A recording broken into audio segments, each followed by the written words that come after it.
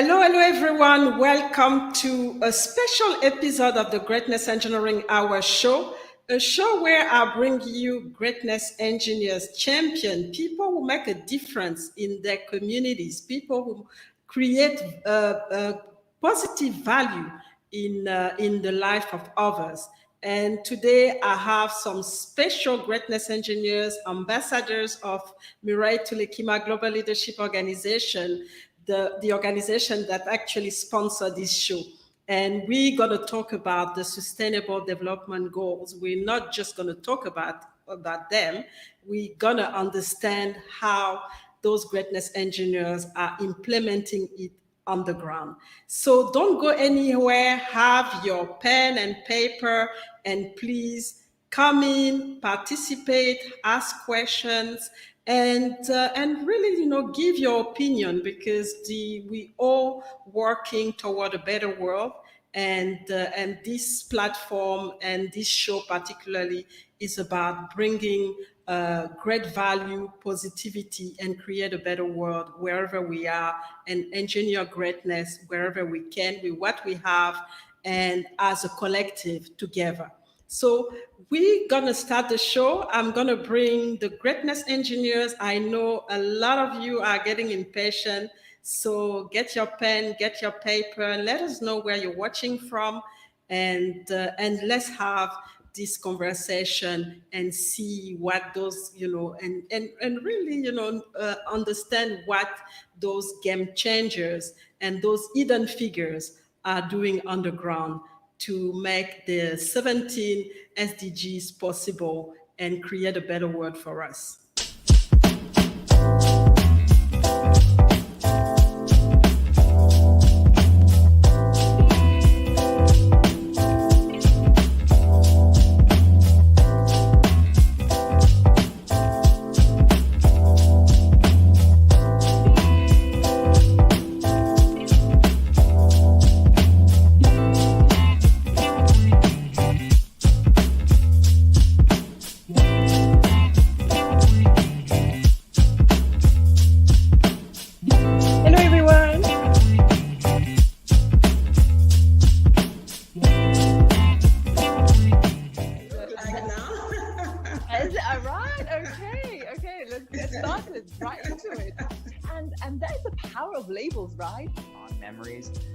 But as I got older, I started to be more aware of some of the abusive sides of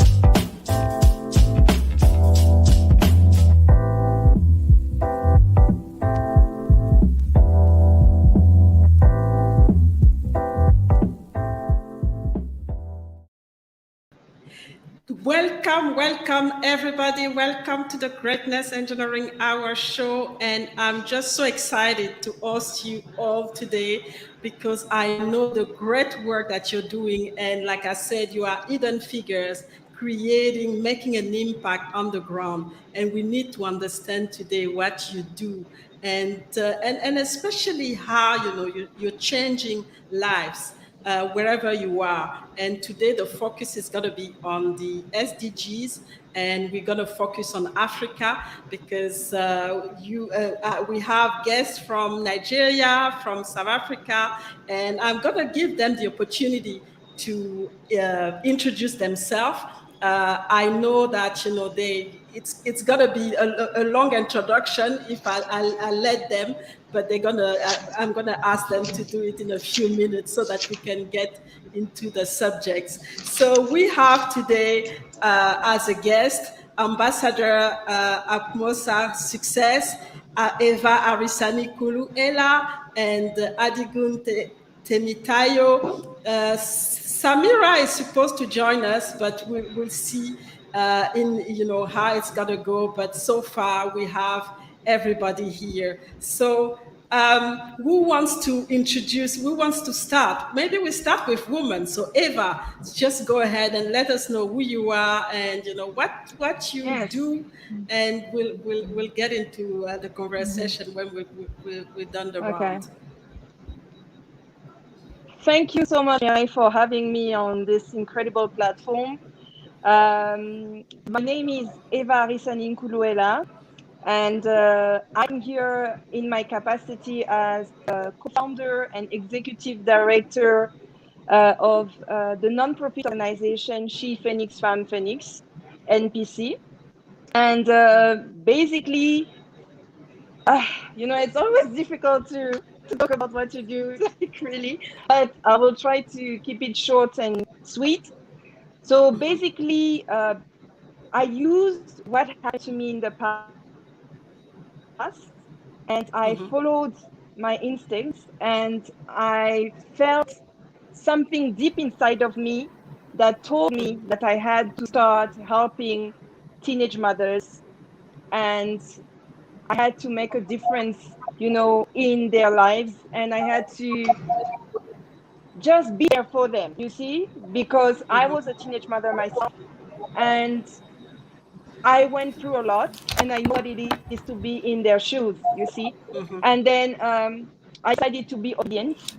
And to cut a long story short, God gave me the grace to be there for them, to start the nonprofit organization, and not just to, like to speak about it, or to be inactive.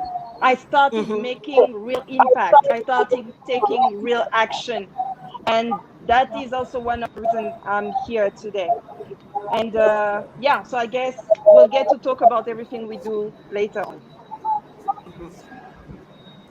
Okay, thank you, Eva. Eva is doing an amazing job, empowering girls, especially teenage girls. She went through it herself, and we're going to talk about it later. But I go and ask Adigun, an humanitarian with a big heart, doing tremendous work in Nigeria, and making sure that the needed, nobody is left behind, and that's what all the SDGs are about. But I'll leave you, Adigun, to introduce yourself and let us know who you are and what you do, especially in your capacity as an humanitarian.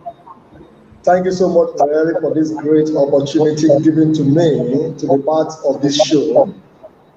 I'm so excited to talk about what we do in Africa, what we do at the grassroots, what we do at the rural community, and what we do to put a footprint on the heart of people. My name is Adigun Temitayo, the president and co-founder of Wheels of Hope Rising Foundation, and I'm also fortunate to also be sitting on the board of Global Goodwill Ambassador US as one of the vice president of Project for Africa and Development. I started my humanitarian career some 11 years ago because I personally am a product of the street. If I say I'm a product of the street, I think I just need to give a little brief of what actually prompted being involved in the humanitarian work. Some 19 years ago, I grew up in a missionary home where my father and my mother happened to be a missionary, where they struggled to send us to school. I'm born to a family of 5.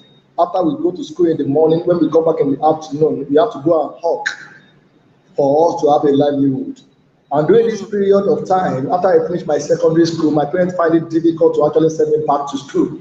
Now, I have to help my mother in normal women activities in the rural community, like processing of cassava, processing of flour, hawking of orange, hawking of plantain. This fateful day, my mom sent me to go and hawk plantain. And after I finished my secondary school, which is a normal, is for me to go to the university after secondary school, but my parents cannot be able to afford. But so as God will have it, this fateful day I was hawking plantain, and somebody just asked me, young man, why are you hawking plantain with English? What is the slogan? I said, buy fresh plantain from the market, and it's a fresh food that will make you fresh. That was the way I hawk my plantain. I put a lot of swagger in my hawking.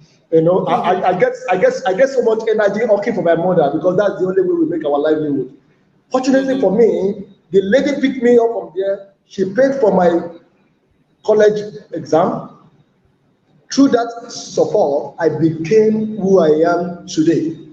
That is 18 years ago. Since then, I've made a determination that when I succeed as an engineer in life, I'm going to ensure I send as many as possible children to school.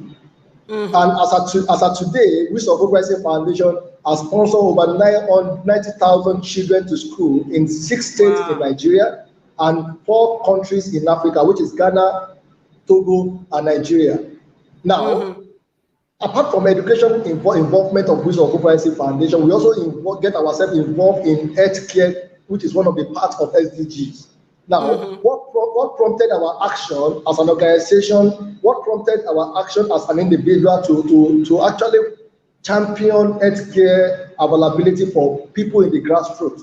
Some 18 years ago, like I told you, during the course of struggling to go back to university, I was forced to go and work in an hospital. My second day in the hospital, the man happened to be a doctor that has a lot of passion to train young individuals that want to go into engineering, go into medicine. He trained them in his hospital for them to have a practical feel of what they want to become in life. I joined this hospital as one of their science lab tech person. I take a blood sample from people, I take it to the lab, they do the screening, they give it back to the doctor.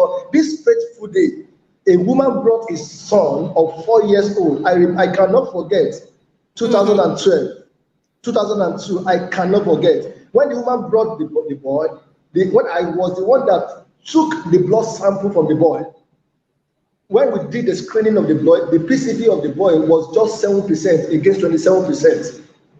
Wow. And the doctor advised the mother that, Mama, please go and get 200 naira, which is less than $50 then, for this boy to get blood transfusion. Do you imagine the woman went for over 3 hours and was not able to raise 200 naira to save that boy? By the time the woman came back, the boy is dead. That was 18 years ago. If the boy has been alive, the boy could have been 22 years old today, and he could have been a graduate. Now, that wound, it was still in my heart. That because of 200 naira, this woman lost his only son. Wow. If I succeed in life, I will sort up a medical outreach that gives free health care service to rural communities. And in the last 10 years, we have impacted over 115,000 lives directly through our medical outreach. If I start to count, I will count more than various issues that happened to me when I was still very young that prompted what we are doing. As a person, we are not moved by only passion, we are moved by the experience that we have that has put a lot of wound in our heart to help our community. It's a great pleasure to be on this show today. Thank you so much, Mirelle. Thank you for the introduction. And as you can see, you've been there. I mean, it's the same with Eva, the same with you. You've been there, you know what it is. And now you're giving back, you're helping people not to be, in the same position, and help them to go through this difficult period that you had to live in your life.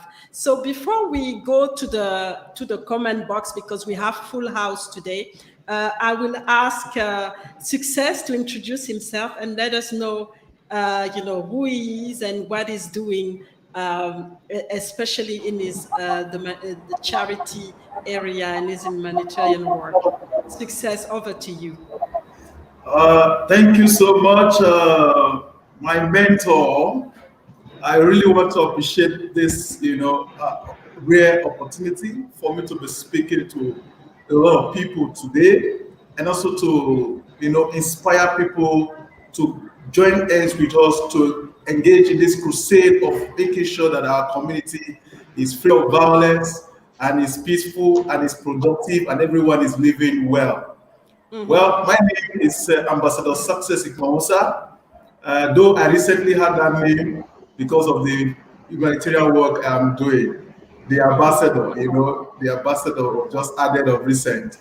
And I'm here on the capacity as the executive director of Childhood Adult Learning Initiative.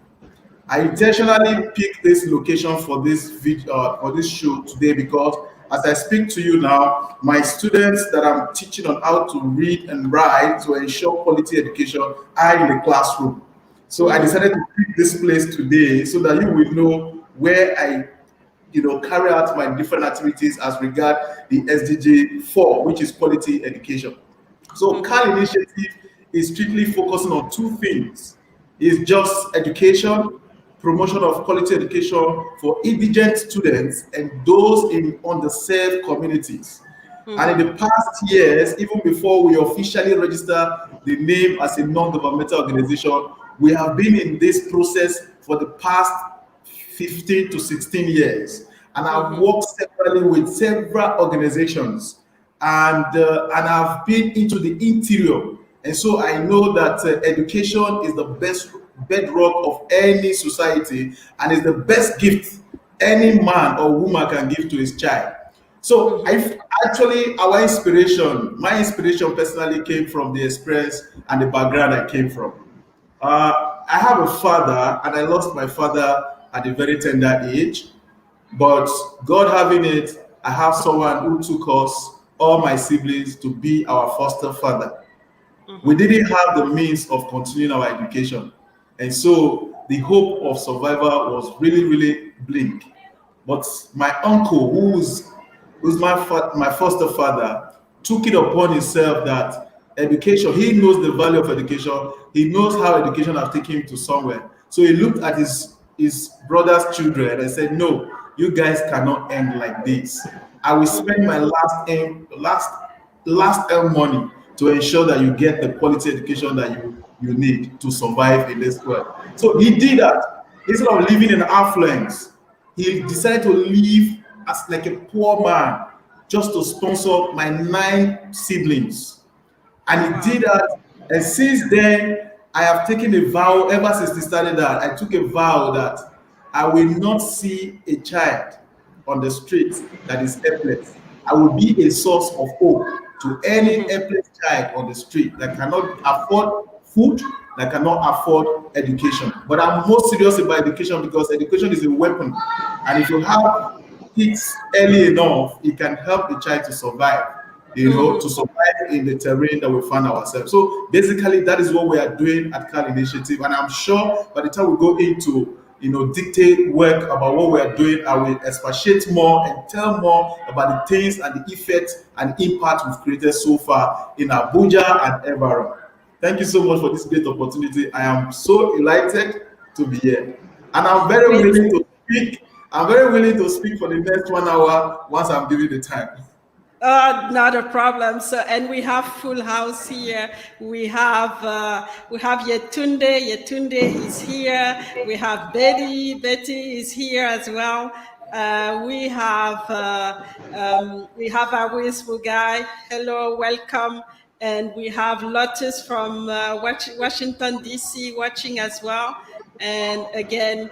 I don't know who is this person talking about money. We're talking about SDG, helping people. We should be the one asking you money. And Lot is saying, dropping by, the love from the UN. It will be a great show.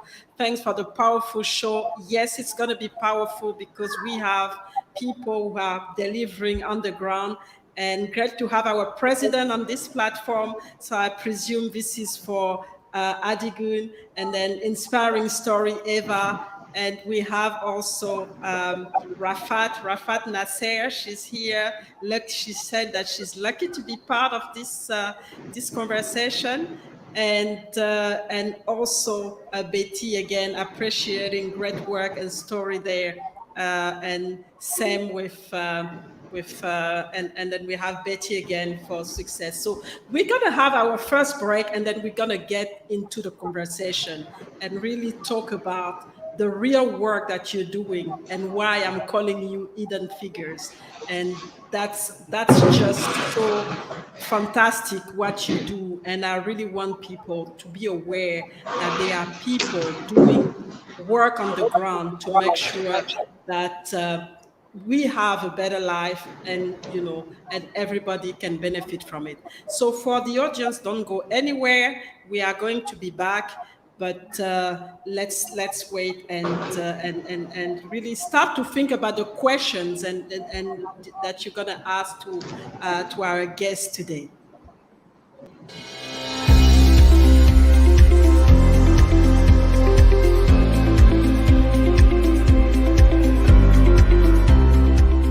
In September 2015, the United Nations made history when 193 member states unanimously adopted 17 Sustainable Development Goals, or SDGs, that serve as the centerpiece of its post-2015 development agenda. The goals are: no poverty, end poverty in all its forms everywhere; zero hunger, end hunger, achieve food security and improve nutrition, and promote sustainable agriculture; good health and well-being, ensure healthy lives and promote well-being for all at all ages; quality education, ensure inclusive and equitable quality education and promote lifelong learning opportunities for all; gender equality, achieve gender equality and empower all women and girls; clean water and sanitation, ensure availability and sustainable management of water and sanitation for all; affordable and clean energy, ensure access to affordable, reliable, sustainable and modern energy for all; decent work and economic growth, promote sustained, inclusive and sustainable economic growth, full and productive employment and decent work for all; industry, innovation and infrastructure, build resilient infrastructure, promote inclusive and sustainable industrialization and foster innovation; reduced inequalities, reduce income inequality within and among countries; sustainable cities and communities, make cities and human settlements inclusive, safe, resilient and sustainable; responsible consumption and production, ensure sustainable consumption and production patterns; climate action, take urgent action to combat climate change and its impacts by regulating emissions and promoting developments in renewable energy; life below water, conserve and sustainably use the oceans, seas and marine resources for sustainable development; life on land, protect, restore and promote sustainable use of terrestrial ecosystems, sustainably manage forests, combat desertification, and halt and reverse land degradation and halt biodiversity loss; peace, justice, and strong institutions, promote peaceful and inclusive societies for sustainable development, provide access to justice for all, and build effective, accountable, and inclusive institutions at all levels. Partnerships for the goals. Strengthen the means of implementation and revitalize the global partnership for sustainable development. Learn more about SDGC/A by visiting www.sdgcafrica.org. Stay connected through Twitter @SDGCAfrica and Facebook through our page, the Sustainable Development Goals Center for Africa.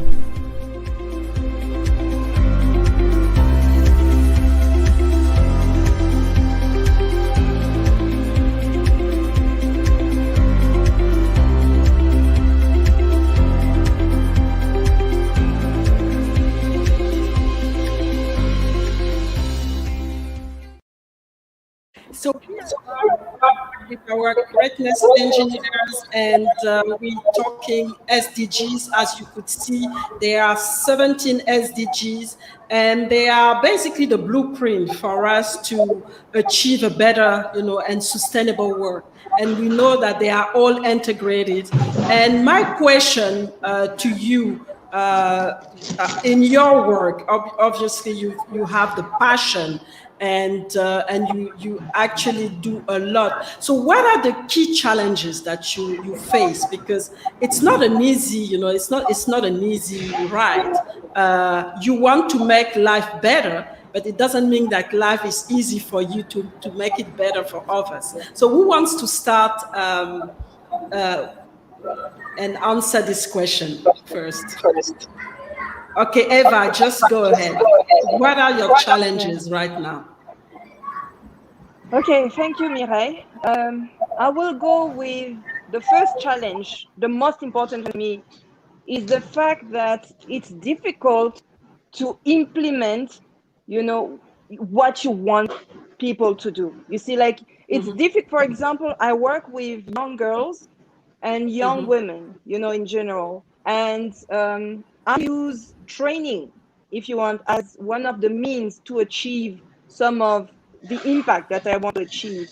And I've noticed that it is difficult for them to understand where I want to lead them, you see, because they don't always see the importance of what I am doing or what I am teaching them or what I am trying to explain to them, and then it makes it a bit frustrating sometimes. But at the same time, I think that it is good for me because doing this type of work, trying to help people to get better, help me become a better coach, a better person, because patience is a virtue, you see. And also, when you are a good trainer or a good educator, you have to always be on the lookout for new ways, for your students to understand what you are trying to understand, you see. So for me, this is the most important challenge that I'm facing, because I've got different types of young women or girls from different backgrounds. Some stopped school, they dropped out of school from like age 10 or 11. Some, got to university level and then drop out. Some, barely went to school, and some never got, the blessing to know, for example, more about, religion, because I'm using religion also in my training, and more about personal development. And I will elaborate more on this, because I have a personal view or perspective of what education is, and it is kind of something I discovered as I went on in life, And so I would say that's one of the most important objectives. Challenges. Then other one that is also very difficult for me is actually to manage to do everything, because I am a mother, I am a daughter, I am a business lady, I am a friend, I'm a sister, and then I still have to find time to run my NPO as well, while running my own business as well, you see. So this is also a big challenge. I'm still trying to make things better, but you learn as you move on, you see. But I think I would say that these are the most important challenges. And then money, always is an issue, isn't it? I think Success and Adigun will agree with me. But Absolutely, I've learned that absolutely. you have to have a relationship with money. You have to have a relationship with money where you don't become a slave to money. Because you see, there is a like a verse in the Bible where they say you can't serve two masters. So I can't serve money and I can't serve God. So I serve God. I don't serve money. So I see money as a means for something, and I see money as running after me. So even if I'm running my NPO, I know, because I have faith that everything I want will happen, because I decide and I believe and I make believe, you see. So although it's an issue, but I know that the minute I make a decision to do something in a non-profit organization, the same minute it happens. It happens. That's all. That's just how I see things. and that's how I'm running my non-profit organization. And I've seen a lot of miracles happen, and I'm very excited, about this. So that's basically it for me. Okay, So good. that's key things. So Adigun, what are your challenges? Because you've empowered so many people, but it can come, there's a cost to it. So what are the challenges that you had to face and the one that you're still facing? Actually, for me, the challenges facing in making measurable impact at the heart of people, the challenges are enormous. But at the core cardinal of our own organization, what we have done is to simplify what we actually want to achieve. And it has made us to come up with our core value, which has to do with passion. We have passion for the work. Beyond grammar, beyond English, the passion is there. Secondly, we have what we call commitment. We are committed to ensure that no matter the challenges we face, we impact life. And the third significant part of our own approach and strategy is what we call sacrifice. We are ready in the day, in the night, in the morning to sacrifice the last resources we have to ensure we make impact and write something in the heart of the people that they cannot forget. Now, when you look at these three principles that is governing our action, it makes us to go extra mile at all time. Even when we don't have the resources, you are driven by that commitment. You are driven by that passion. You are driven by that word of sacrifice that we need to sacrifice more to ensure that we impact life. Now, let me just give you a simple scenario of what we are saying. Our present project currently now, which is the toilet construction project that we are doing now, we projected for the project before COVID hit the economy, and our projection is around $2,000 to execute the project. But we got the resources of $2,000 after COVID. And when we started the execution, we discovered that the cost of execution of that project is going to around $3,500. Now, we have started the project. How do we raise the remaining $1,500? It's difficult for us to get that money from any donor. It's difficult for us to get that money from any sponsor. But what we are driven by is we have made a commitment to the community that we are giving you modern toilets. Now, this commitment makes us to sacrifice the little we have to ensure we bring that money where it doesn't exist. Now, if you look at many people will say we don't have sponsor, we don't have donor, we don't have this. In the last 10 years of our operation as an organization, we have never, quote me, gotten any external resources to make any of the impact we have done. For me and my family, for me and my wife, by matter of principle, in the last 8 years, 25% of our income go directly, is automatic withdrawal to the foundation account every month. And this has been the highest sacrifice that we have been doing in the last 8 years. Now, if you are talking about challenges, there are a lot of challenges. There are a lot of difficulties. There are a lot of promises at the point of execution of some of our projects. Many people have promised us we'll give you mosquito net, we give you drugs, we give you books, we give you school bags. But at the point of execution, those promises will not be available for execution. We have to sacrifice what we have to ensure that we make an impact. However, this is the approach. The approach is, because if you look at the 17 development goals, is focusing on humanity, focusing on the planet, and focusing on the survival of human race. Now, if you are looking at the challenges of executing these goals to make sure that it makes impact, we can't, from now till eternity, we can't challenges of achieving. But when we look at the impact, when we look at the smile, when we look at the ray of hope that we are bringing to people, we will turn the challenges to potential opportunity to make sure that we impact life. Like our organization, our slogan is giving hope to the hopeless and underprivileged, including people living with disability. Now, our own motive is to give hope.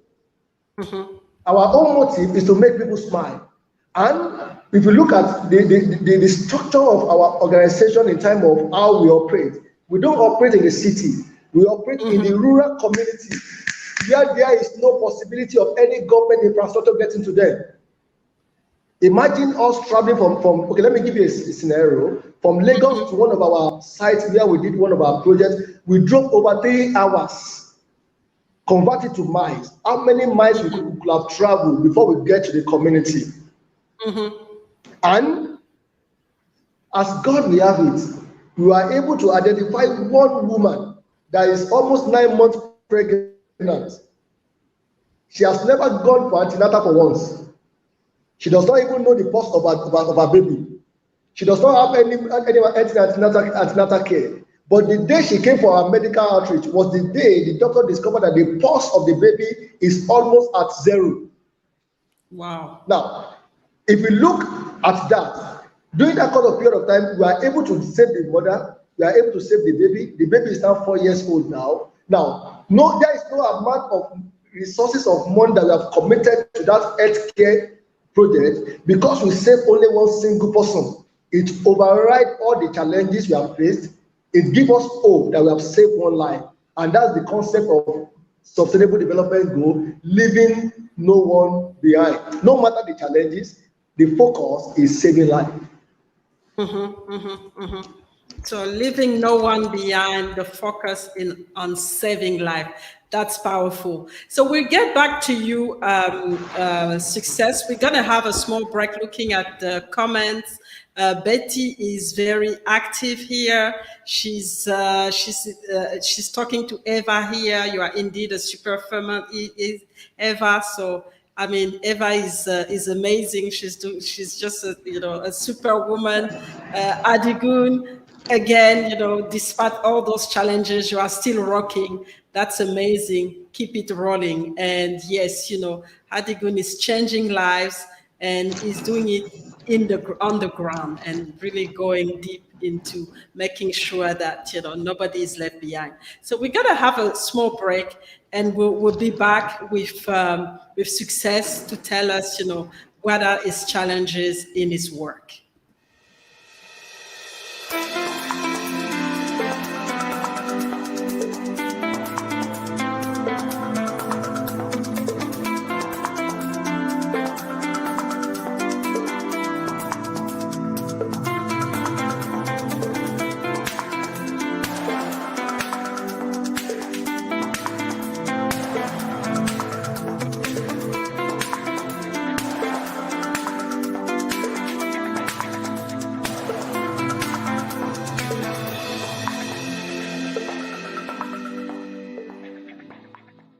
My name is Ambassador Success Ikponmwosa, the Executive Director of Childhood Adult Learning Initiative. The short form is CAL Initiative, presently residing in the Federal Capital Territory, Abuja, Nigeria. We are focusing on 2 main SDGs, which is quality education and good health and well-being, SDG 3 and 4. And we've been carrying out health outreach, screening of eyes and treatment, and also recruitment of volunteers, teachers, to engage kids who are slow learners and those who cannot read and write. These 2 main SDGs are very important to our nation's growth and development because health is wealth and education is the bedrock of any society and is the best gift a father can give to a child.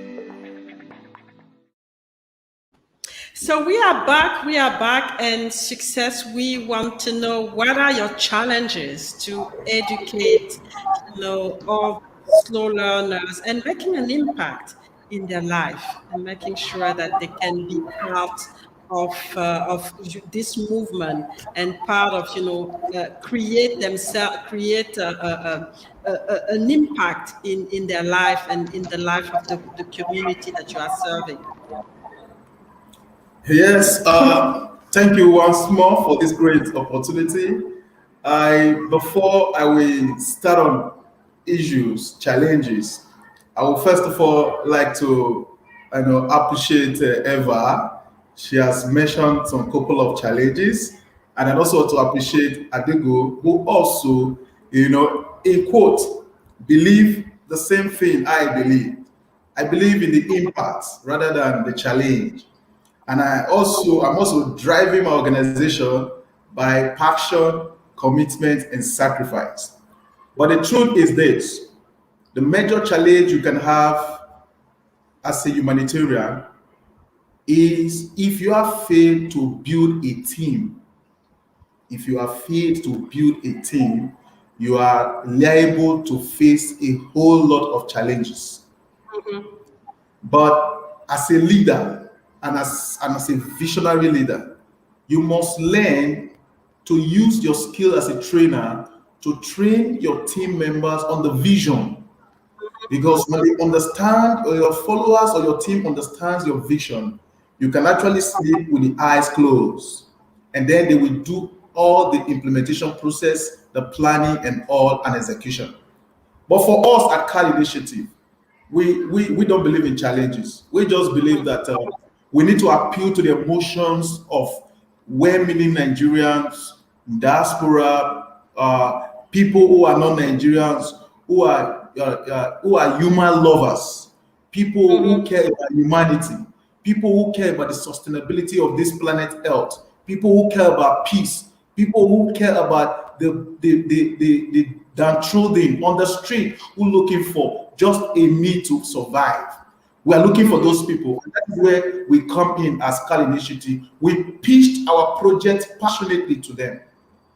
We pitch our project. And in CAL Initiative, we leverage on 17 goals. Partnership for the goals. That is our solution. That is the fulcrum of our workings. And I'm also giving it to all persons, viewers that are listening to us today who are running NGOs to leverage on the 17 goals, partnership for the goals. You saw some of the pictures of me that you presented. You saw that some of the projects I have, you have a lot of NGOs on it, because what I do, I usually engage on massive projects. And I don't have money, and I don't have the resources. And I rely on people to get this job done. But the truth is that you can only get them to the table when they see that your vision is clear and what you want to do, there is great impact in it. And then ability to sell it to them, and ability to let your partners to take ownership of the project gives them the satisfaction that they are part of this implementation. And so at some time, at any point in time, you call on them for a particular project, they come in with all their resources. And so those of us, and that is where we in the development sector, we need to take ownership of the 17 goals, which is the partnership for the goal. We need to make it a fulcrum of our foundation or our initiative. And that is the only place we can be able to surmount any kind of challenges we might be encountering in our work. Our work is very simple. Our work in CAL Initiative is to build, is to create and close the gap in the educational sector. Because we know that, for instance, Adigun is focusing on grassroots, going to the underserved communities. But he has not also sat down to realize that those in the urban area who are in government institutions, who are in government schools, may not have access to quality education. And then we are baking half-baked graduates, half-baked students into the system that cannot survive the test of time. And so the unemployment rate will be increasing, the violence rate will be increasing, the out of school dropout will be increasing. So we at CAL Initiative, we are filling up the Adigun aspect by going into the city, catching on the government schools, and seeing children who cannot read at this age. You see kids within 15, 13, 11 years in JSS 3, in JSS 2, cannot read and write. You will be wondering what kind of work we are building. And our major aim is to build a well-informed society that is economically viable. And so that is why we are gradually, organically recruiting volunteer teachers. That is what we are doing right now. We are organically recruiting volunteer teachers. We have a group where I formed what they call pandemic volunteers. And I formed pandemic volunteer last year because our job was obstructed by the pandemic, by the coronavirus, inception. And then so we have to drift and move our volunteers into supporting the government on the area of COVID, protocol sensitization, going around and sharing palliatives to widows and people who are suffering, who are hungry. Now, that mass of volunteers, we have been able to capture those who have interest in education, those who are lovers of quality education. So we are recruiting them, and then we are sending them to schools, secondary schools in the FCT, and then the principals and the UBEB, Universal Basic Education, are sitting down with us to dialogue on a partnership grant for us to be having access of 1 hour, 30 minutes every Mondays, Tuesdays, and Thursdays to get these kids who are not well educated to be having that access to quality education. So for the past 2 years, we've been having this, partnership with the UBEB. We've been able to graduate over 120 kids that cannot read and write, and they are doing well in secondary school, which is the higher secondary learning. Now they have moved junior learning to secondary learning. So as Adigun is producing them from the rural communities and they're coming to the urban setting, we are catching it on them to refine them to a better person, a well-informed society. That is what CAL Initiative is going. You see, I've just been able to broker a synergy between his foundation. And that's important because.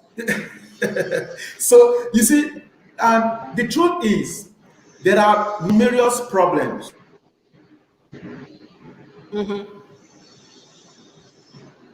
We're losing in the process. Success. There are people that will discourage you in the process, but all you need to do is to be focused and determined, and then ensure that you know the scope of your work and know how to identify the would-be or the possible or potential partners that can be on your project to make it come to reality. So we've been working on this, and then I believe that funding is we're losing success, and I think that the connection cannot take it. There's been a strong message.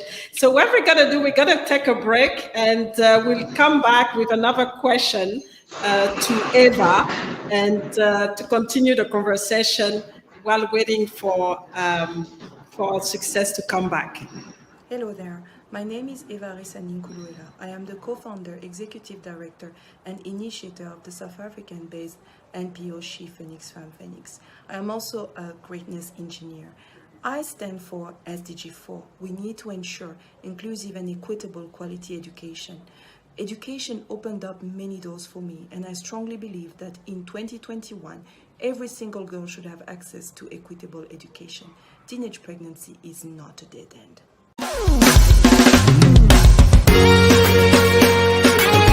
All over the world, lift up your voice.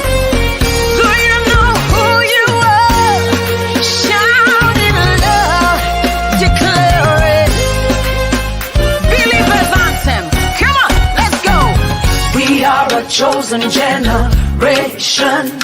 We've been called for to show His excellence.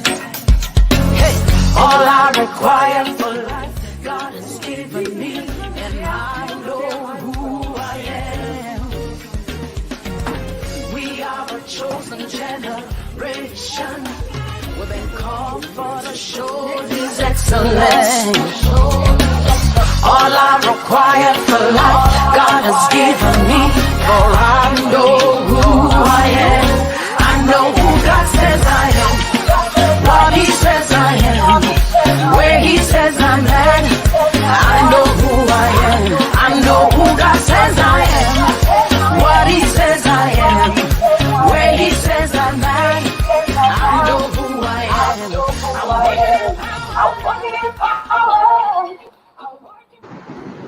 Fantastic. She is doing an amazing work in South Africa. And Eva, I want to ask you, what are the concrete actions that you're doing through She Phoenix?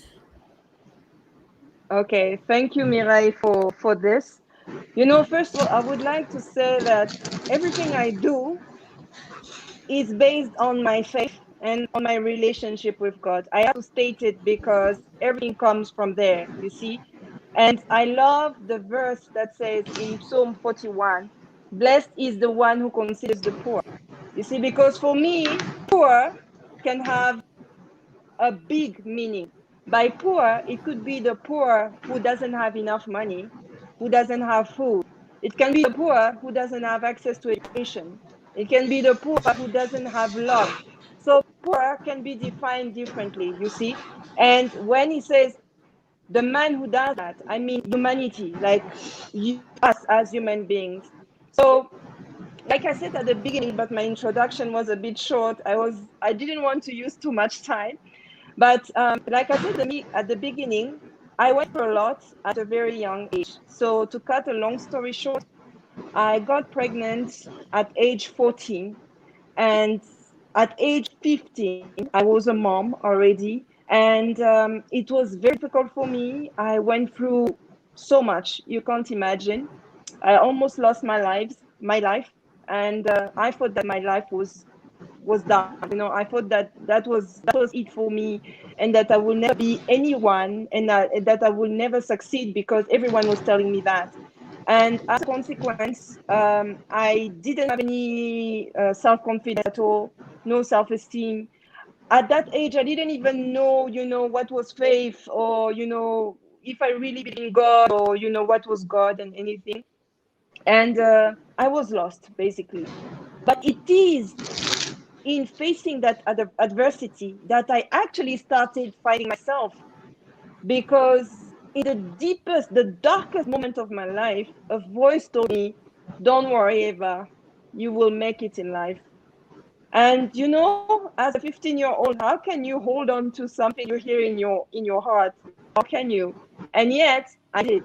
I thought, you know what do I have to lose? I'm already at the bottom, so I don't think I can be below that. So let's just have blind faith and go for it. And I took one day at a time. And you know, it took me from where I was, basically having nothing, not believing in myself, having a child to feed, being the black sheep, and being seen as, you know, a bad girl because I had a child at a very young age, and facing, you know, all the, you know, the comments and the lack of love and everything, to where I am today, where I am happily married. I've been married to the most wonderful man. I'm sorry I have to say that. And I want just to say hi, Romeo. Yes, his name is Romeo. Hi But to I'm my not brother. I love him dearly, and I love him dearly, and I see him as a gift from God. You know, he's my gift from God. And so I went from there, not having love in my life, you know, and being lost, to being loved and having love, to being a mother of 3 beautiful girls, you know. And first one is doing her master's now in one of the best universities in South Africa. And being a successful entrepreneur, running my own company, my own business, and having the grace to run that nonprofit organization, She Phoenix, Femme Phoenix. I'm telling you, and this is not, you know, Mireille, you know everything. We can't say everything I have in my life right now, but this, I'm telling you this not to, you know, like kind of show off. No, I'm telling you Yeah. this so that you can see where I'm coming from and where I am now, you see. And it's only a few years ago, with the help of my husband, of many friends, and Mireille, you know, and many other quality people in my life, that I've decided to do something. And I listened to my faith, to God in my life, and I took a leap of faith and I started She Phoenix Farm Phoenix with the help of two other co-founders, because you cannot found a non-profit organization alone. In South Africa, you have to be at least three. So even if you have a good idea, you have everything, you need two partners, you see. So that's why we are three. And I chose the name She Phoenix because I see myself as She Phoenix. I rose on my ashes, literally, you know, because I almost died. And then I felt, you know, I even forgot your question. The question was Okay, what you do concretely, on the ground. So oh obviously, yes, it starts with your yes, story, good. Yes, and I'm then actually, Mhm. yeah. So now, feeling the love and everything, you know, I felt like it is my duty to do something for others, because God did so much in my life, you see. He literally blessed me in every area of my life. And I just felt the need to do something for, like we say in the Bible, you must love your neighbor. So I felt the need to help my neighbors, you see, because helping someone else is, for me, helping myself. Because then I feel good with myself, I feel good with my God, because, you know, I'm really giving back and I'm following his word, you see. So concretely, my vision was, I want to impact the lives of teenage mothers, because we have a saying, teenage pregnancy is not a dead end. And it came from my own story, because when I got pregnant, everyone was saying that my life was finished. Like I was no one. I was going to be nobody. That, you know, I was just, my life was a dead end at a dead end. And it was not, as you can see. And that's why I started saying all the things that are in my life now, so that people can understand that teenage pregnancy is not a dead end. And if you look at the statistics, teenage pregnancy is one of the most important things that actually impact negatively the lives of so many young African girls, and even in the world, not just in Africa. It's in every country, Yeah, in in every Australia as continent in well. the world. And uh, and unfortunately, so many believe that once a girl is pregnant young, well, that's it. Now we have to, in some countries, they get married very quickly. They have to drop out of school. They have to take care of their children and of their husband. And you know what happened? And the life of that girl is shattered. It's done, you know, because we have condemned her. And what I'm saying is, we must not condemn teenage mothers, because they are not done. They still can, you know, like find themselves and pick up the pieces and get somewhere in life, like I did. And that's why I am fighting for this. So what we do with She Phoenix is we work, you know, at different levels. So we have a mind, a spirit, and a soul. And what I've realized, you know, with SDG 4, because the SDG that I really care for is SDG 4, education, quality education. Why? Because for me, if I tell you my story, but I don't have time now, education gave me possibilities. And I like what Success said earlier. The unemployment rate is high. It's very high. But let me tell you, you can have someone with a PhD unemployed. You can have someone else with a PhD who will be employed. You know what's the difference between those two? It's the way they perceive life.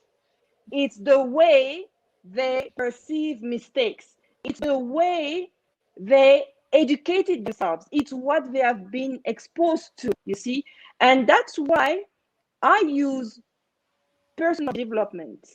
I use formal education, I use religion, and I use funds, because I think that all those elements help someone to get from the bottom up, you see. So basically what we do is we try to get the girls back to school through bursaries. For example, now we've got many girls who are back to school. I found founders from the USA, from South Africa, from Gabon. For example, now we have a sponsor that is in the USA, her name, two actually, Cordelia Gaffar, we've got Ona Miller as well. Then we have Australia, Mireille Tudehima, who is an angel as well. We've got many others in Gabon as well, but I can't have their name because they want to be anonymous. And we've got some in South Africa, and of course myself. So what Adigun said is true, that, as a humanitarian, you have to lead by example. You can't just ask people to do donations or to give money, and you yourself don't do anything. And I do the same thing. I have a budget for not only for my nonprofit organization, but for other organizations as well, who are doing some work also for orphans. And, I see it as my way of giving back, because it is said in the Bible that we have to give back. We have to give back to the church. We have to give back in the community. So you give of your time, of your finances, of, your talents, you see, and that's what I do.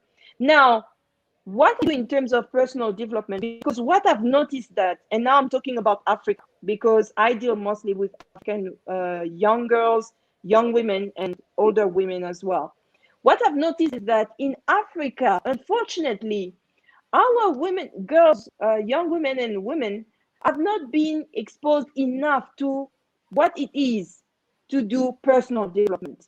When you tell them about personal development, they are even scared of it, because they think it's something evil, because of the perceptions. I'm telling you, because of the perceptions in our countries, you see, and because of what happens in some churches, you see. And I always tell them, you know what, if you want to move forward in your life, you have to understand who you are. You can't get up one morning and say, I want to become rich, but internally you have so many issues, you've gone through a lot, you've got, you've been traumatized for some things, or maybe, you know what I mean. You have to know who you are.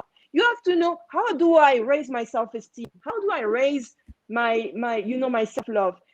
What is my relationship? What is my relationship with myself, And then you have to understand, how do I, for example, improve my relationship with others?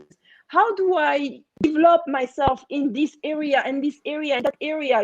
We could draw a long list of things that go into personal development. Now, what I added to this is the religious aspect. And I tell you why. Because I can only talk about what I experienced. And what I experienced is before I found Christ.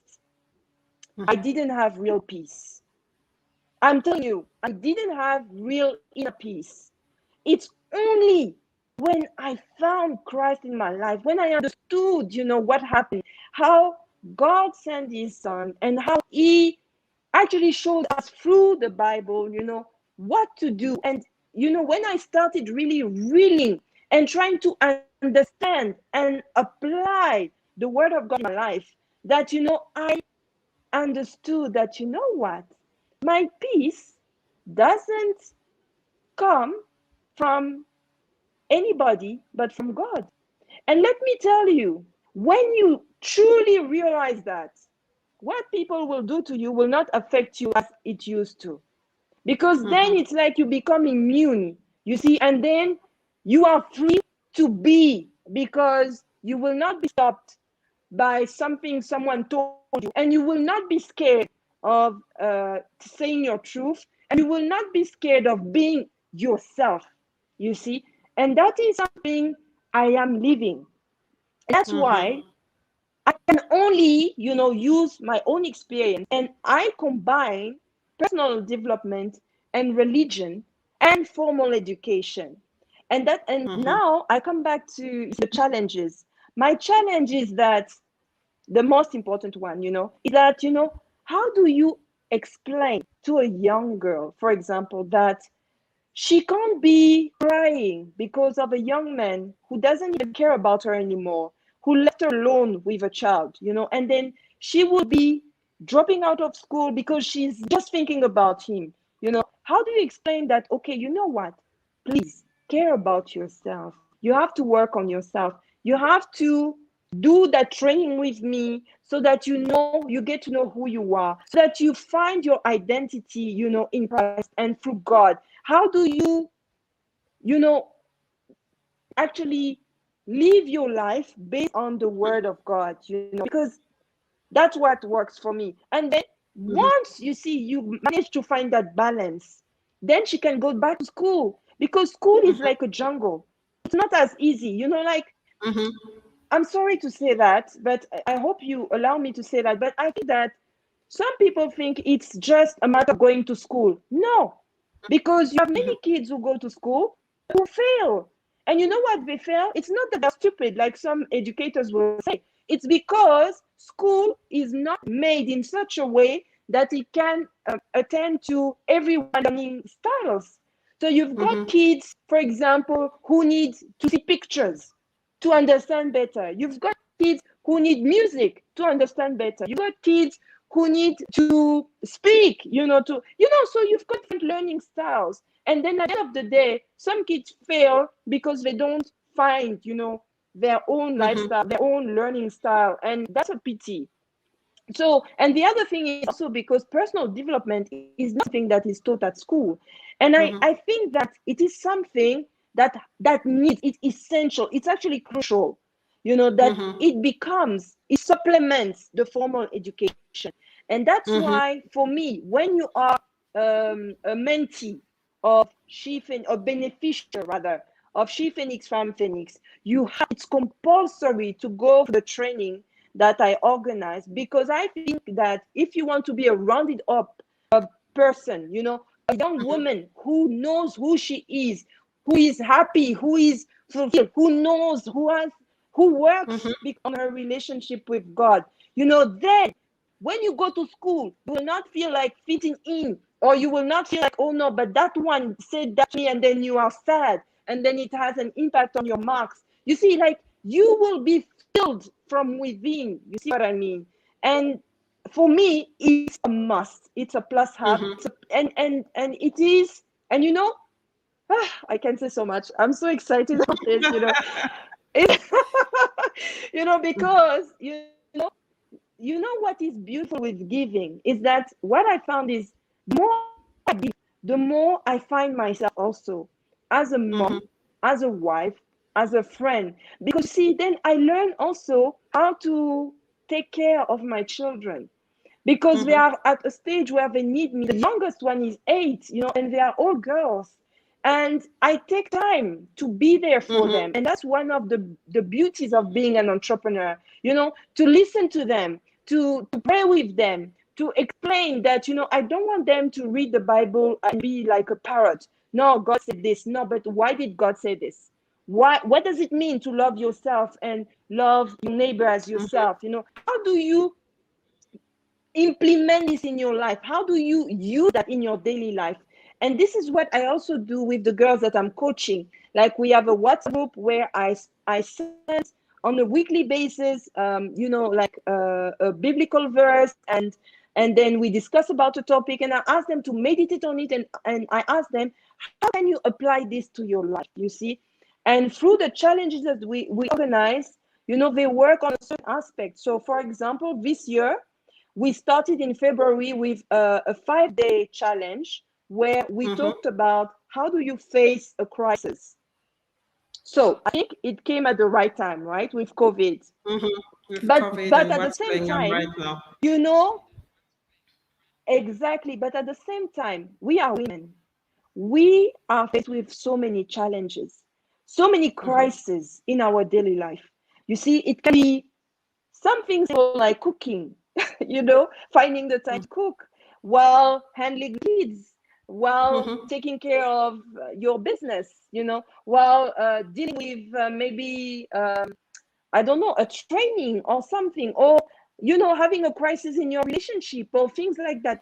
How do you, you know, like personally face that without losing yourself and without, for example, letting anger, you know, take control over you? How, and you know, these are things that are not being taught at school. But I believe that when someone takes time to train you and you realize, because you see, the most important thing is that each one of them has to get to that realization themselves on their own. Because you see, the thing is, if you're not teachable, you can have the best teacher or the best trainer, nothing will go through you.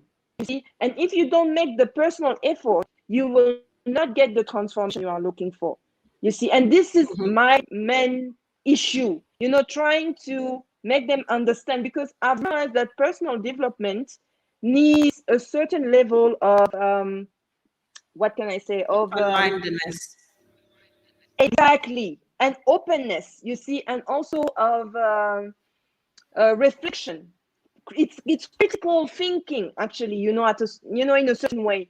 And when you are not in an environment where people push you to be the best version of yourself and push you to reflect and meditate, when someone from the exterior comes and, you know, expose you to that, you are feeling like, but what is happening? And I don't even want to do this, you know, like it's new to me. And why must I do this? It's boring, you know, because I need money now. Well, the thing is, money will come, but only when you're ready. You see, even to go to school, you need to be ready. And it has to come from within before it can, you know, come from the different aspects of your life. So basically, we work at formal education level at school. So we get girls back to school.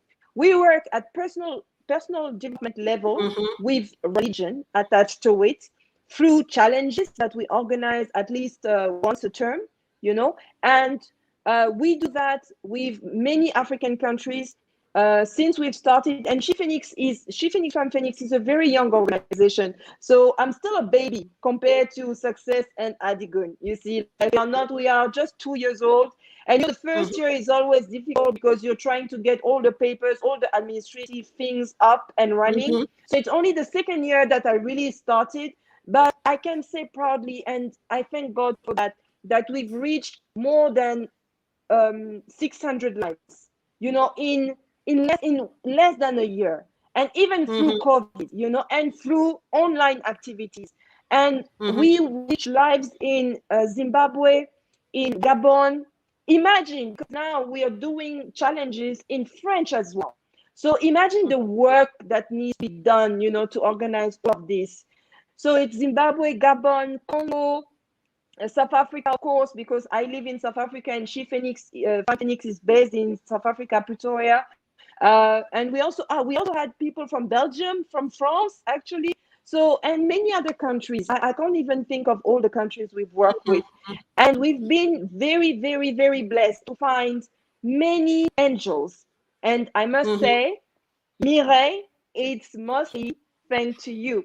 So I have to say that you are such an important part of She Phoenix Farm Phoenix, and we love you for that. And you are my sister, and I love you for that. But you see, thanks to you and what you're doing, you are like the great connector.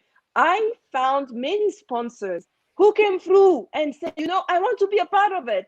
And you know what I like is that I don't have to force it on people because of what they see, because of my passion, like Adigun and Success said, you know, exactly. They felt like I want to be a part of it. And you know, people keep on coming. Lately, like a few days ago, we got our newest ambassador, and she just contacted me and said, I want to be a part of it. Imagine.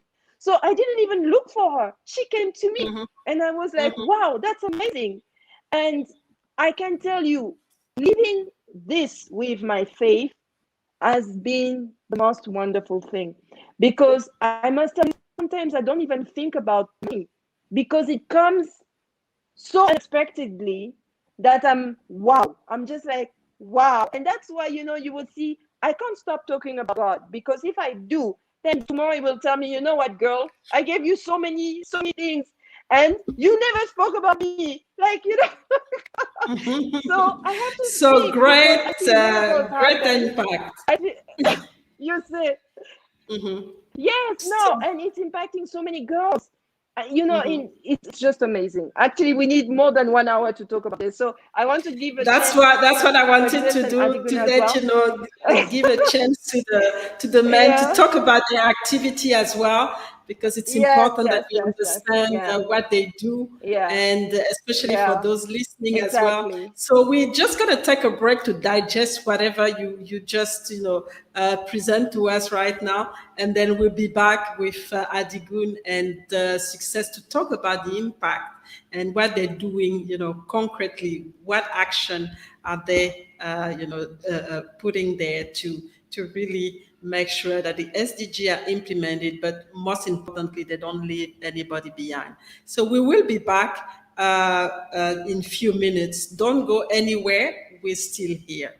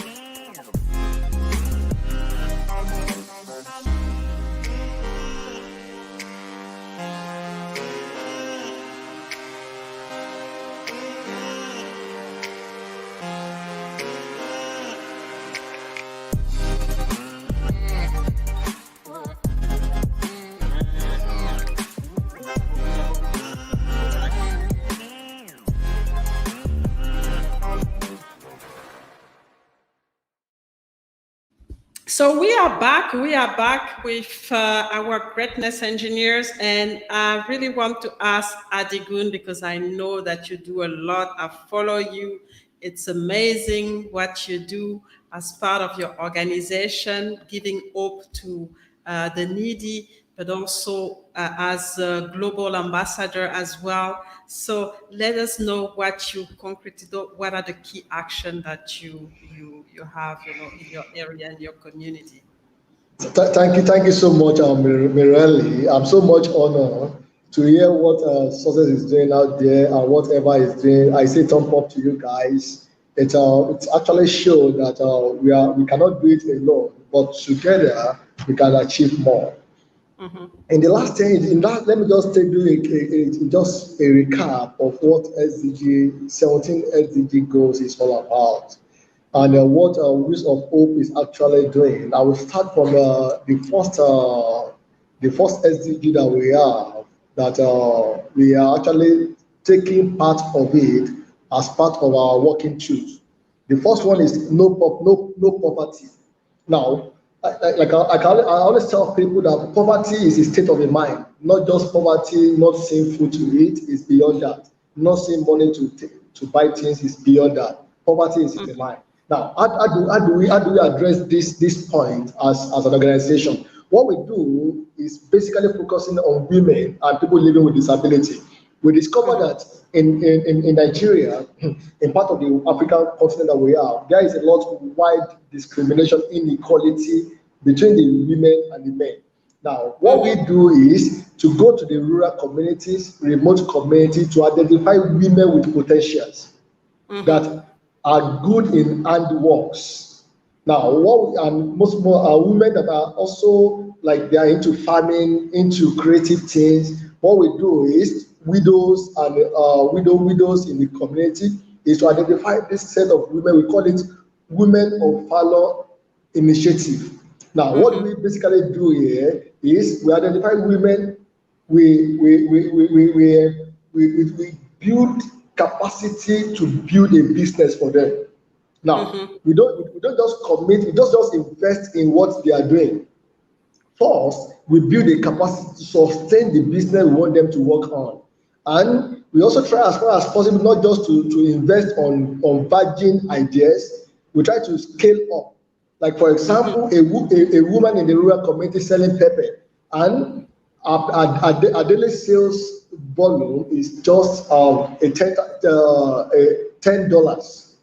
Our beneficiary, most time, their daily sales is beyond $10 to $100, which is a very, very small amount of money. For you to know that we are not looking at the big players, we are looking at individual communities and the ripple effects of empowering a woman, which has an impact on the family, has an impact on the children, and has a higher ripple impact on the community. Because an empowered woman in the rural community will be able to support the husband that is a farmer, to send the child to school, to take care of the health care of the children when they are having issues. And what we do is, through this initiative, we have been able to empower over 160 women in the last 10 years. Now, and when you look at what we do, we're not looking at big investment like $1,000, $200, $200,000. We are looking at an investment like $1,000,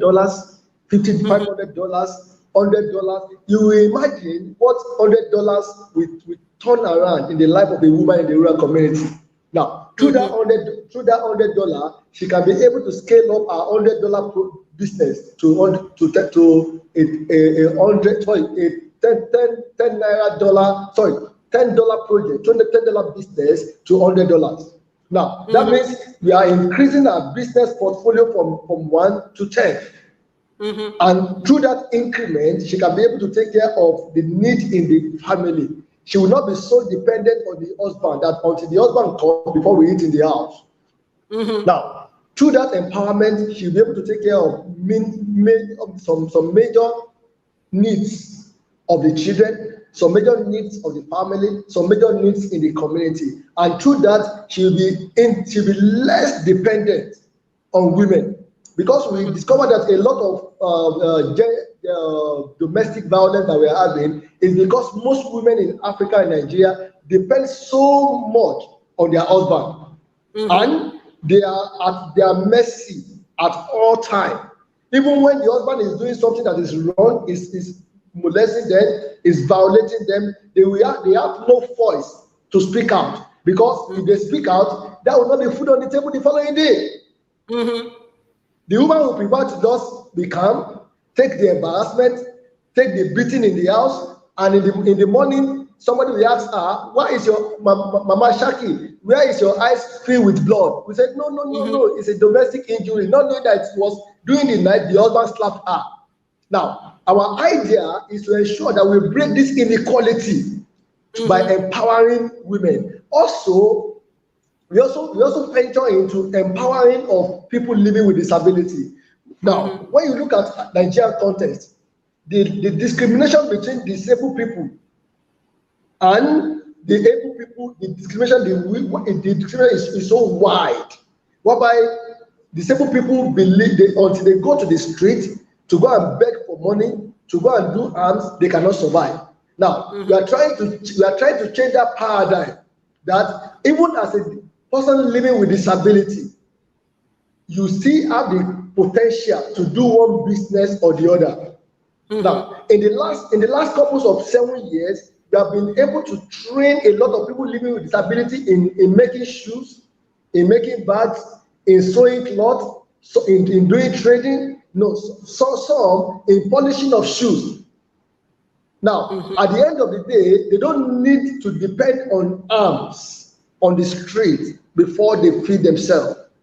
Now, that's on our empowerment part of our project to overcome poverty. Now, the second arm of our project is availability of education for all.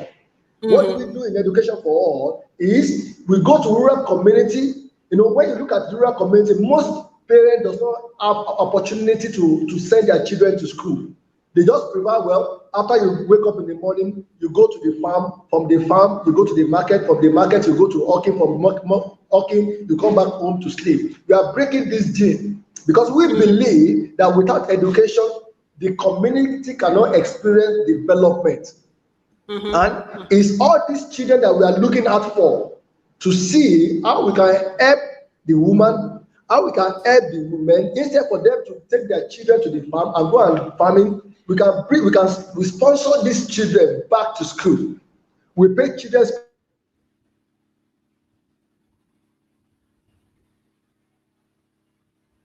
children. We distribute school bags. We do scholarship. We create an enabling environment for children to move instead of going to the farm, but coming to this classroom to come and have formal education.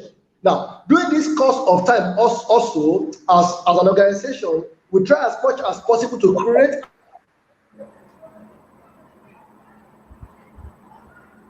enabling environment for the children to access good education. If you look at in the last couple of 3 weeks, we have been embarking on a massive project which has to do with construction of toilet facility for children. These are some of the programs that we embark on. And the third areas that we focus on, which is part of one of the SDGs, is affordable health care to the rural community.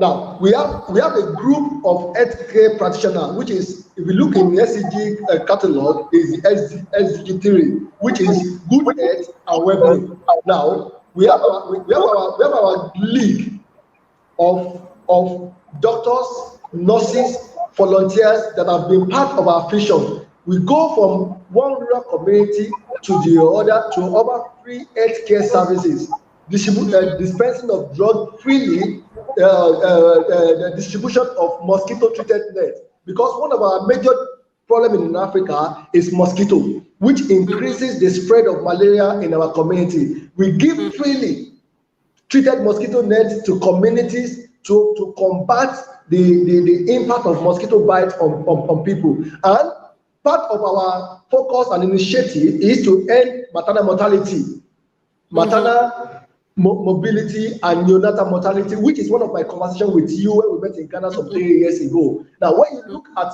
African context, we are losing a lot of women during course of childbirth, during course of pregnancy, before, during, and after. We have a lot of children that are not able to hug their mother after birth because of contamination during birth.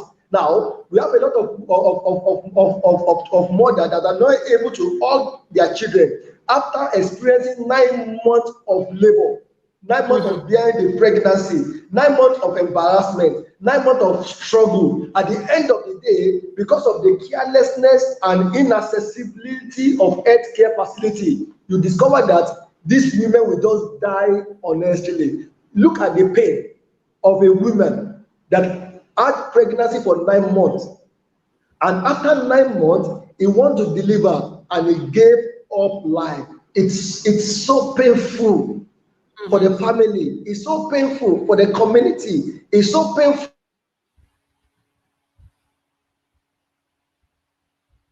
What we are trying to do is to ensure we build the right capacity within the healthcare sector to ensure that no woman lost their life during the process of giving birth. That's one. Two, we are trying to build the capacity to ensure that no child die within the first 8 months of delivery. This is some of the critical things that is at the heart of our organization, because we know that every life counts. If you look at most of our posts online, anything we do, we said every life counts. Now, the last part of our intervention that I would like to talk about before I drop the curtain for success to take over is in type of humanitarian interventions across community.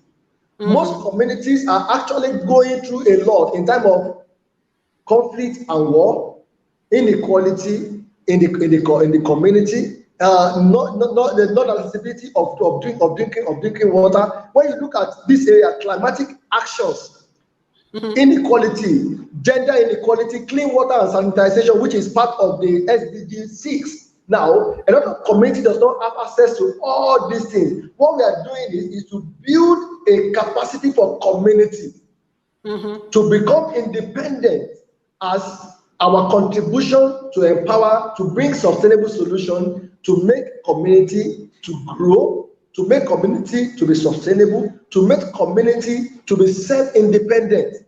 And at the end of everything, our focus is to build a capacity that can make us to break the poverty chain. When the children of a community is empowered, they can come back to that community and develop it. When women are empowered, they can come back to their family and break the gene of inequality that women are meant for the kitchen. That is olden day assumption. Women are meant for leadership role. Women are meant for greatness. Women are meant to take decision for economic growth. But this will not be achievable until we build the right capacity for women. Now, lastly, as an organization, our focus is to ensure that we leave no one behind. And we are taking this word not only about saying it, we are taking measurable action to ensure that we impact life. We are taking measurable action to ensure that we empower life. We are taking measurable action to influence others within our community and outside our community. And one good thing about Wheels of Prophecy Foundation is we are not just doing alone, we are incorporating our children into our strategy as a succession plan. Even when we pass on, our children understand the impact of kindness. Our children understand the impact of love. Our children understand the impact of our vision, that our vision is not only about showcasing what we can do, our vision is about making others to smile. Our vision is all about empowering life to fulfill life purpose. And at the end of the day, as our slogan in Mirelli leadership team, we are building greatness in people for a better life for all. These are some of the areas that we are functioning into. If we are so passionate about it, and we are always believing that through partnership we can do more, we can scale up. However, we should all know that we all have what it takes to make the world a better place. Thank you so much. Thank you so much, Adigun. It's just amazing. I mean, the work that you and your team you're doing on the ground in Nigeria, looking at, every corner and every single community and making sure that nobody is left behind. And that's what the sustainable development, goals are all about. It's about not, reducing poverty, reducing inequality, and making sure nobody is left behind. And it's all integrated. And that's why I think I like the approach that you have is with your team, is looking at every single angle, woman, how can we empower them so that the ripple effect makes sure that they empower their children, they empower their families, disabled people, they have their place. So how do we empower them? So really looking at every single piece, in the community and make sure that there is, empowerment, and this empowerment, there is education, and this empowerment and this education would lead to sustainable development. So fantastic. Success. What about you? What are the key actions that you are doing, humanitarian action to really make sure that the sustainable development goals are, implemented and lead to a better better life in your community? Yeah, thank you so much for this rare privilege again to elucidate some areas we are focusing on. The 360-degree Childhood Adult Learning Initiative, with the motto "Bridging the Gap," is an initiative or project aimed at achieving the United Sustainable Development Goal 4, the quality education, and the Sustainable Development Goal 3, health and well-being, through the collaborative effort of young resource persons willing to volunteer their time and skills for the overall goal of promoting quality education and good health for all children, especially in government-owned schools across FCT and Nigeria communities at large. So these things we are doing, first, we are recruiting volunteer teachers who have passions, who can sacrifice their time and their resources to engage the kids we've been able to identify that have reading inability, and then those who are considered slow learners. If you agree with me, you will know that all of us pass through childhood to teenagehood, and then you will understand that while you are with your peers, and then you have what they call lapses or deformity in one aspect or the other, a child who is not bold enough will tend to retrieve or withdraw into himself, and that child becomes so an introvert that will not be willing to learn. So now in Can Initiative, we try to go into those kind of kids who have developed low self-esteem as a result of their inability to read and mingle with their peers. So we bring them out and inspire them to greatness by letting them know that the other guy over there that is performing excellently well do not have two heads. That you can do this if only you can be patient enough to learn from us. So Can Initiative over the years now have been taking kids out of very low self-esteem that will help the kids to learn the ability to read and write. That is on the education aspect, and that is why our motto is bridging the gap, the educational gap, because we know that in government schools, where we have to pick government-owned schools, is that the magnitude of children in government schools, a teacher cannot handle a class. You can imagine Mr. Success taking a full arm of JSS3, and the full arm of JSS3 is 1 to I. And you expect me in the curriculum that as an English teacher, I'm to take all the classes every day. So where do you see, can you imagine the efficiency and the effectiveness of my work? It's nothing to write home about. So that is where we are developing young mind, young generational leaders, educationists who are volunteers. Just volunteer 2 hours of your time, Monday, Tuesday, and Thursday, to engage kids who are not properly given attention in the class, so that they can be able to compete to their equals by ceding to their quality education. So that is what we are doing at the moment.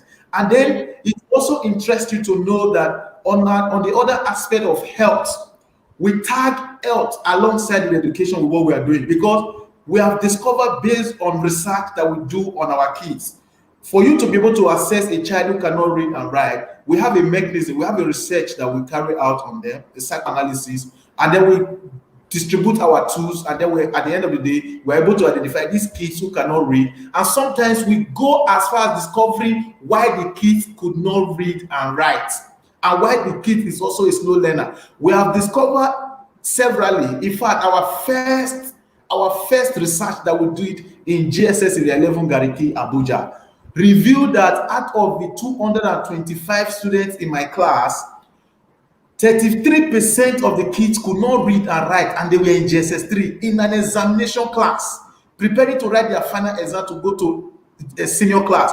That was so appalling. So now we dig deep into our research, and we discovered that on the health aspect, there were some biological issues related to the deformity they are presently suffering. What is that? Sight problem. Have sight problem, and their parents are not careful enough to understand their kids why they are not doing well. So Can Initiative took it upon itself with leveraging on Goal 17, which is the partnership for the goal, merged with other health organizations, NGOs, brought in NGOs into the school to conduct a 1-week eye screening and treatment. And we screened over 200 students. And in our first project, we were able to distribute 80 glasses to our kids. And that was a huge amount of money. I never paid 1 naira. It was a donor who saw what we were doing and knew that his own brother suffered that same dejection.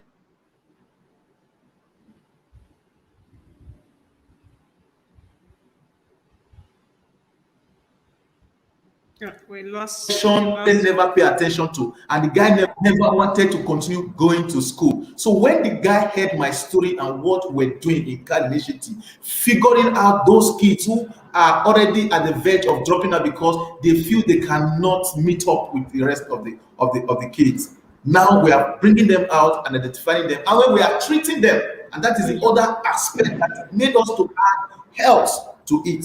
So we do constant health intervention project, not only in school anymore. We do it among orphanages and people living with disability. We go to IDPs, we go to orphanages and do what they call intervention, free medical health interventions. We treat them for malaria, we treat them from every kind of diseases, we screen them, and cases that are beyond us, we make referrals.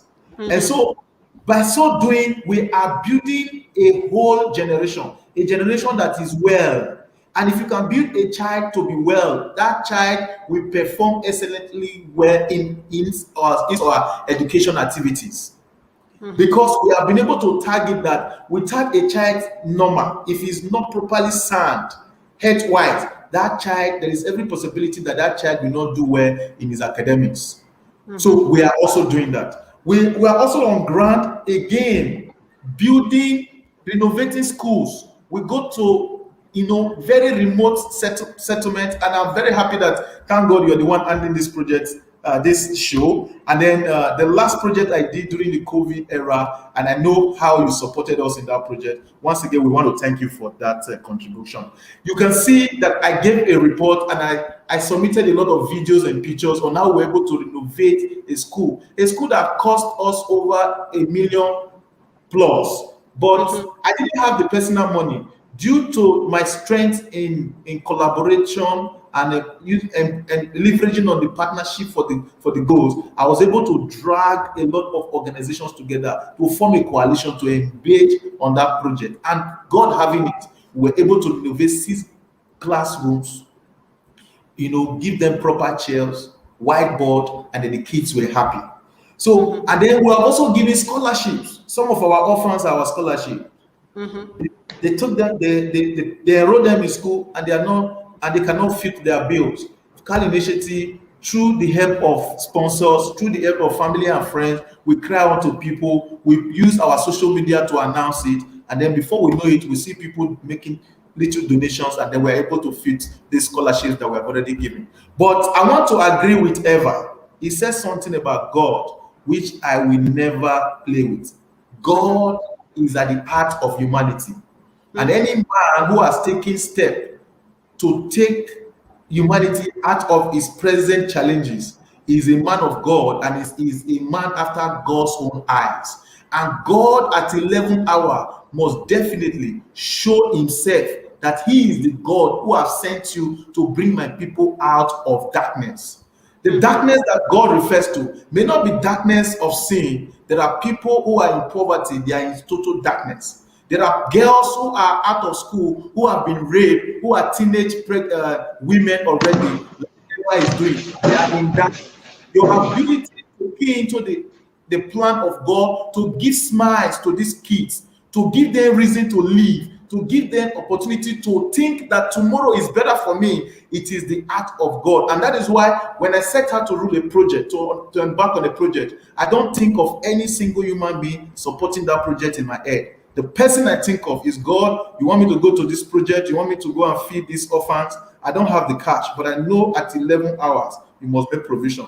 And I start using my personal money, the little I'm getting to survive. I start talking about the project. I start talking about people. I start talking to people about it, why we need to give these kids, opportunity. And then before you know it, at 11 hour, know who God is. He will bring Amen.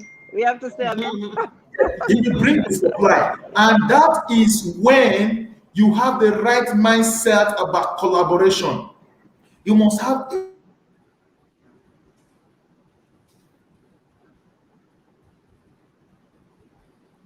the connection is losing us. We can look at the a good mindset about partnership. Don't always hold. So we have, I think we have few comments, quite a lot of comments actually. Gentlemen and ladies, I'm very happy to be in this show today. And if I have not said a word, the last words I've dropped should encourage us more to collaborate in whatever we are doing. and then to put God first, because God is the one that will supply all our needs. Because we are not pastors that will stand in the front of the pupils and preach to them, repent for the kingdom of God is at hand. People are running away from the house of God because they don't have food to eat. And you, an evangelist, you are a crusader, bringing them in and giving them reason why they should feed, why they should have the sense of belonging, and why they should have the quality education to compete with their peers. Now, it's so unfortunate that I didn't want to bring my kids into this discussion. I would have brought them. They've just closed. They've been with me. My staff, I have to engage volunteers that I am paying money. I am not paying them salary, but I'm giving them encouragement to motivate them for spending their time to come and take these kids for me also. Because we are enlarging and we are building big. And so by the time what I am looking for, in fact, when you mentioned a challenge, I told you I don't have a challenge. What I'm asking donors to give me a mobile projector, just a mobile projector. I need about 100 mobile projector that I can equip my volunteers with to go into the creek in areas to teach kids on how to read and write and inspire kids who are slow learners to let them know that you can compete. And the sky is the beginning for you and it's not a starting point. So guys, we are doing fantastic well in all our fields. And I must commend all of you. And the last word I will give on this aspect is that think others first before yourself. And you will see that your project will have no challenge. It will go smoothly. And that is what that's how I've been operating. I've done a lot of series of projects, but the truth is that I'm not the type that keep records of videos. When I just see people talk about my project, I just laugh. It's of recent because I started looking for a grant to equip my volunteers with a mobile phone that they can use to teach, so that we can have all the curriculum stored there, just like an ICT, a mobile teaching equipment. That's what I need. And once I have that, my volunteers are not worried about what they will eat, their transportation. But God is already making provision for local, sign-on fees into our NGO where people pay, little, contributions. Then we can use that to run their logistics. So guys, think others first before yourself. And as you think that, the Lord God, who has created us to do all this job, He will never leave us stranded. And so please, let Partnership for the Goal 17 be our fulcrum. That is the only way we can be a formidable force to ensure that these sustainable development goals are achieved within the stipulated time. Without this, if organizations begin to operate individually, we are not going anywhere. We are not going anywhere. And then we should be open to sharing information that will help each and every one of us to grow. And that is how we can make the world a better place. Thank you, gentlemen, for this opportunity to share some of the things we are doing. The things are so many that I have done. I've even forgotten some. I saw kids on the road some days. And what inspired me most, let me share this, please. What inspired me most is that there are some of my kids that have gone through the CAL Initiative Education Project of reading and writing. Do you know that 2 years now, some of the parents still buy me this kind of materials and put money in an envelope and drop it at the gate for me and give the gatesman, say, give it to Mr. Success. And then you will see something like that. Thank you, Mr. Success. And these are the things I wasn't collecting money, but these are the things that are making me do more when I'm going down, when I'm losing strength because there is no funds to do this project. When I look at parents that are showing little gratitude out of the little they've received from me, man, it gives me the ginger. It makes me hyperactive. I become so drunk. In fact, I'm so drunk in humanitarian world anyway. I'm drunk, if there's any word like that. So, and that is what I do. And that is my blood. That is what I breathe. That is what I breathe. If I'm not doing any humanitarian artwork, I fall sick. I become sick. And that is why we are looking for this kind of synergy. When we can start talking to organizations, we can come to South Africa and do a massive project. Once the funds is there, we fly into South Africa and do a massive project. We can come to Australia and do a massive project, right?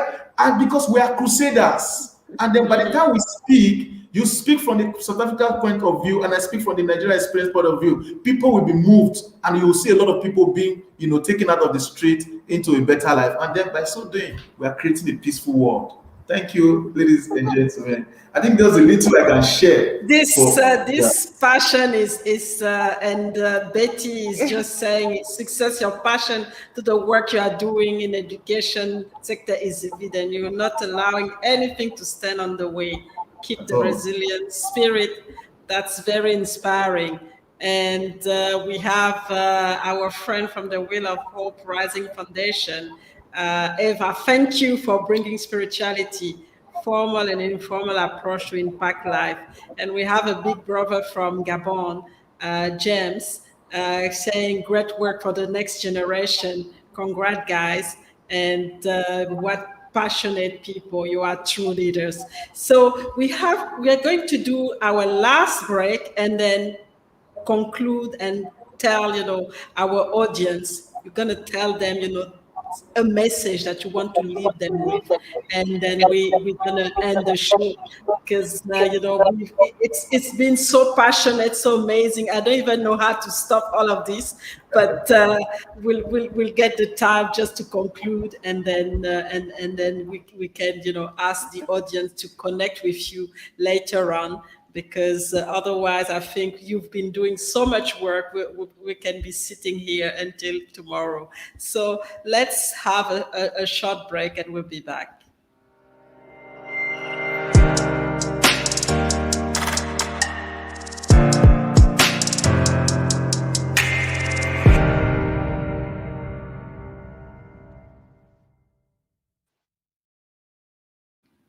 So what is the last word that you want to leave the audience with? And I'm going to bed after that. So what is the message that you want to, the last message that you want to leave me with before I go and dream again, bigger than I've been dreaming?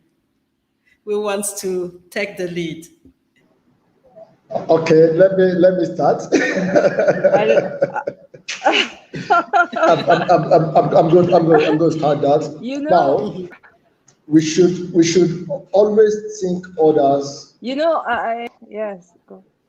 In any way, in any place or position we find ourselves, it's always an opportunity to impact others. Mm-hmm. If you find yourself in a political leadership role, is to impact others positively.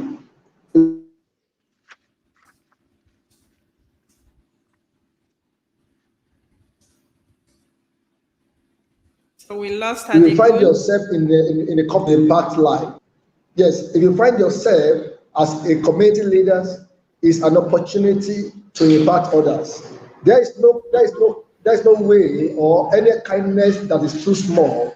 We should all ensure that we use our life to inspire others. We should use our life to bless others. We should be the reason for others to smile. Nothing is too small to impact life. Nothing is too big to impact life. If we acquire the whole of this world as our wealth, as our resources, the day we give up our last breath, those resources become vanity. Mm-hmm. But what we use, the numbers of life, we use our resources to impart is what makes our legacy. My legacy wanted to be that my son, Jesse, Judah, and Joshua, they take after me. That is because of my dad that I become this. I want to be the reason why other children, other women in the community, people on the streets begging for harm are saying, no, because of Tayo, because of Wish of Hope, I'm not going on the street to beg for food again. I want to be the reason why community will come together and say, no, because of Wish of Hope, our community has overcome conflict. We are now experiencing peace. I want to be the reason why a woman will say, thank God, because of Wish of Hope, I am able to deliver safely. I want people to say, because of us, because of our little impact, is the reason where they are able to access formal education. I want people to say that because of the little that we have done is the reason why I am smiling today.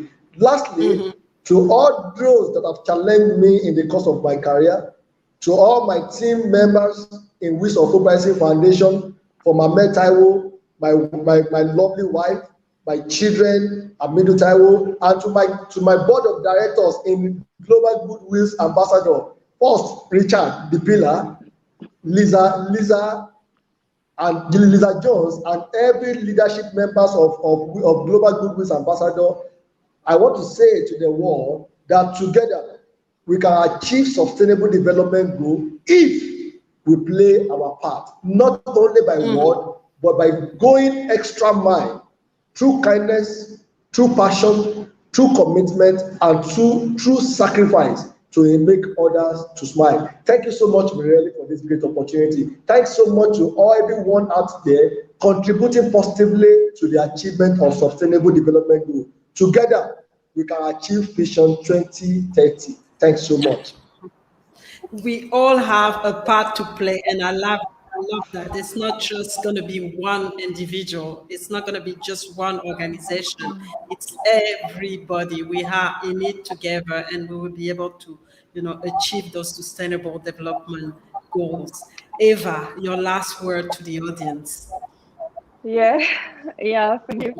All right. So first of all, based on my life experience, I would say we all have a past, but how it influences our present and our future is up to us. I started with something that almost killed me, and today I am here with you. I am blessed, and I have the grace to help and impact many lives around me. So this is something to encourage other people to also look into how they can make a difference in their community. Because you see, nothing happens, at random. There's no coincidence. It's God at work. And if something happens to you, it's probably so that you can be a blessing for someone else. So I think that it is time that, all our true leaders wake up, because we are in a period where we need true leaders. We need transformational leaders. We need intuitive, we need emotional leaders. We need leaders who lead with their heart and who do not care about their own well-being. They care about everyone's well-being. You see, that's something I want to say. The other thing is, I need to use Proverbs 3, 5, 6. Trust in the Lord with all thine heart, and lean not unto thine own understanding. In all thy ways acknowledge him, and he shall direct thy path. If it was not for my faith in God and for what he does into my life on a daily basis, I don't think I will be in a position to empower those girls, those young women, those women. And I find so much joy in doing what I'm doing, because of the ripple effect is also on my own family, on the way I spend time with my girls.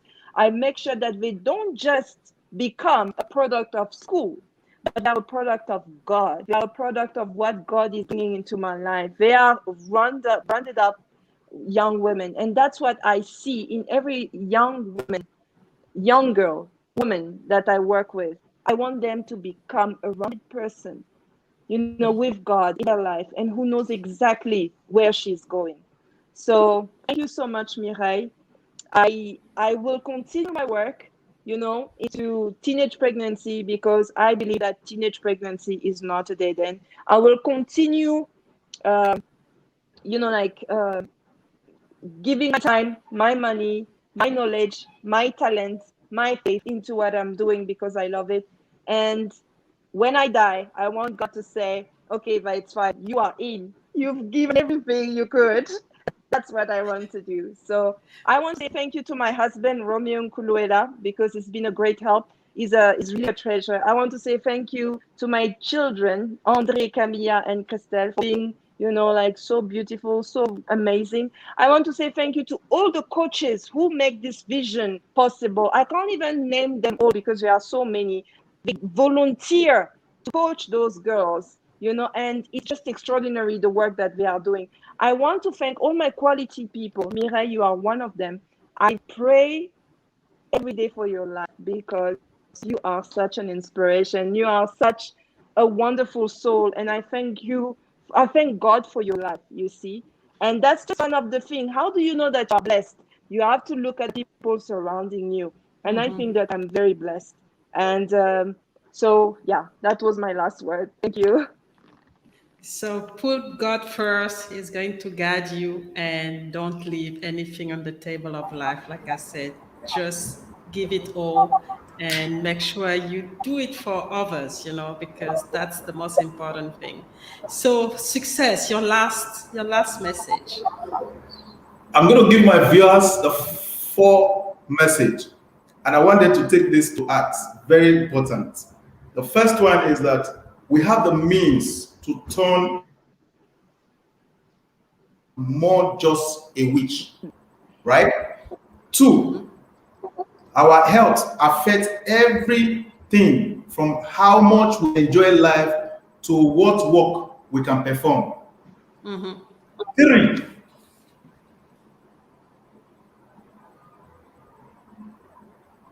let's get all kids and achieve the goal of universal primary and secondary education, affordable vocational training, access to higher education, and more.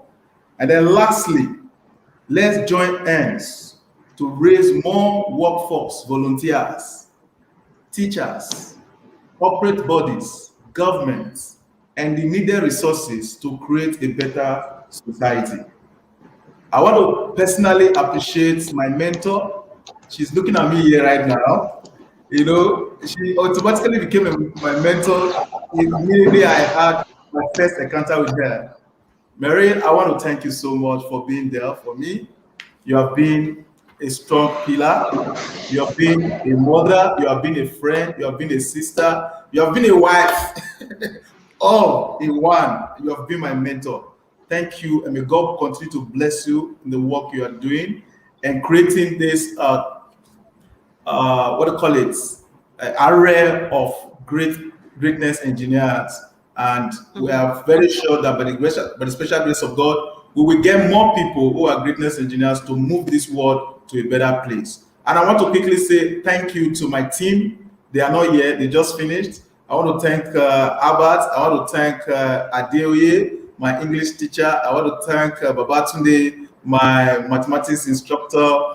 And I want to thank my foster father, Mr. Pius Osiobafu, who have sacrificed his earnings.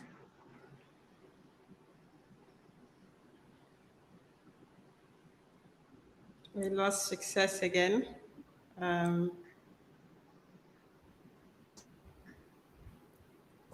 I'm sure you have taken something home today. Thank you, Mr. Adigun. When I met you 5 years ago, we've been talking. I know how we've been working together. Thank you so much. Thank you so much, and God bless you all. You're welcome. Ever, You're welcome. to your husband, who has been very supportive. Bless you.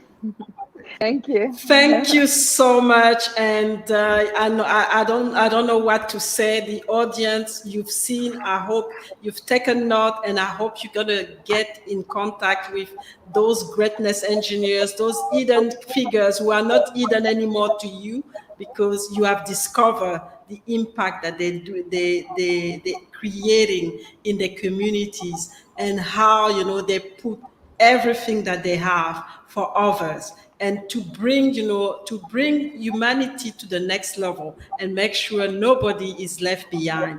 And I hope you're going to join them. I hope you're going to at least appreciate what they do, and partner with them so that they can actually go go to the next level of their greatness, either personal greatness, professional greatness, or greatness in humanity. So thank you so much. And we're going to have a part 2 next week with another group of greatness engineers, an ambassador of Mirai Tulekima Global Leadership Organization. I'm so blessed. I'm so blessed to have you around me. And I thank God every day to be able to help you and impact, lives all over the world or in your community, if that's where you want to focus on. So thank you so much, and I hope and really pray that you get to upscale what you're doing, because this is fantastic work. This is really making an impact. and it's not going to stop. I think it's just the beginning, and there's going to be more coming. So thanks again for those who've been able to attend.